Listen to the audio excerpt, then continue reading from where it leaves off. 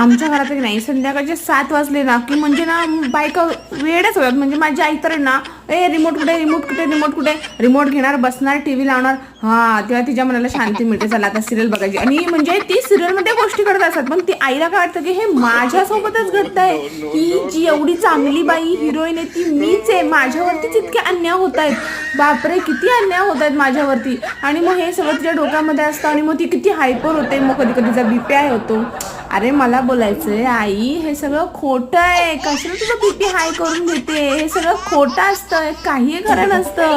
आणि जेवढे अन्याय सिरियल मधल्या हिरोईनवरती होतात ना तेवढे तर राहिला जेलमधल्या लोकांवरती पण होत नाही. तेवढे अन्याय होतात. काय बोलायचं हा. पण तसं नाही.